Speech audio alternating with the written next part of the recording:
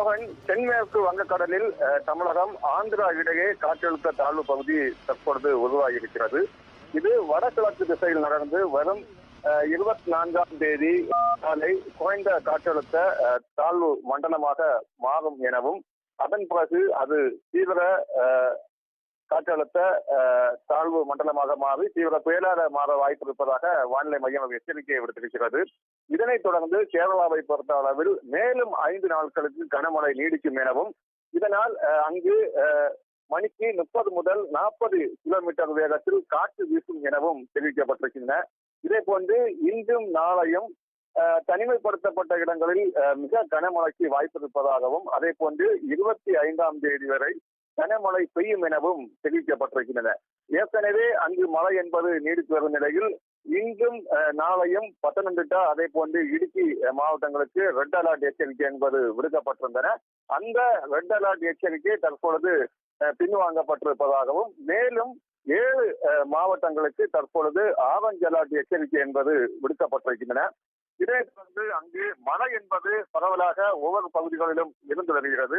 இந்த மழையை தொடர்ந்து அங்கு அணைகள், அதே போன்று நீர்நிலைகள் வேகமாக நிரம்பி வருவதை தொடர்ந்து ஒவ்வொரு மாவட்ட ஆட்சியாளருக்கும் முதல்வர் தற்பொழுது ஒரு சுற்றறிக்கையை அனுப்பியிருக்கிறார். அந்தந்த இடங்களில் தீவிரமாக கண்காணிக்கப்பட வேண்டும் எனவும், இதை அடுத்து அந்தந்த மாவட்டங்களில் இருக்கும் சுற்றுலா தலங்களுக்கு, அங்கு வெளி மாநிலங்களில் செல்லும் சுற்றுலா பயணிகளுக்கு தடை என்பது விதிக்கப்பட்டிருக்கின்றன.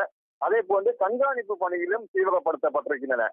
எந்த ஒரு பாதிப்பும் ஏற்படாதவாறு முன்னெச்சரிக்கையாக ஒவ்வொரு பகுதிகளுக்கும் வருவாய்த்துறை அதிகாரிகளும் சரிதான், அதே போன்று பொதுப்பணித்துறை அதிகாரிகளும் தீவிரமாக கண்காணிக்கப்பட்டு அந்தந்த தகவல்களை மாநில தலைமைக்கு தற்பொழுது அனுப்பி வருகின்றனர். அங்கிருந்து அவர்கள் அடுத்த கட்டமாக மேலும் மழை நீடிக்கும் பட்சத்தில் மீண்டும் பல்வேறு கட்ட நடவடிக்கைகள் எடுப்பதற்கான தற்பொழுது ஆலோசனை கூட்டமும் நடத்தப்பட்டிருக்கின்றன. அதில் பொதுப்பணித்துறை, வருவாய்த்துறை போன்ற அமைச்சர்களும் பங்கேற்று அந்த ஆலோசனை கூட்டத்தில் பங்கேற்றிருக்கின்றனர். அதனைத் தொடர்ந்து அடுத்த கட்டமாக முன்னெச்சரிக்கை நடவடிக்கைகள் குறித்தும் ஆலோசனையில் கலந்துரையாடப்பட்டு அடுத்த கட்ட நடவடிக்கைகள் குறித்து அவர்கள் பேச்சுவார்த்தையில் ஈடுபட்டுக் கொண்டிருக்கின்றனர். இது மட்டுமில்லாமல் ஒவ்வொரு பகுதிகளிலும் தீவிரமாக கண்காணிக்கப்பட்டு அங்கு அதற்கு நடவடிக்கை எடுக்க துரிதமாக செயல்பட்டு வருகின்றனர். மோகன்.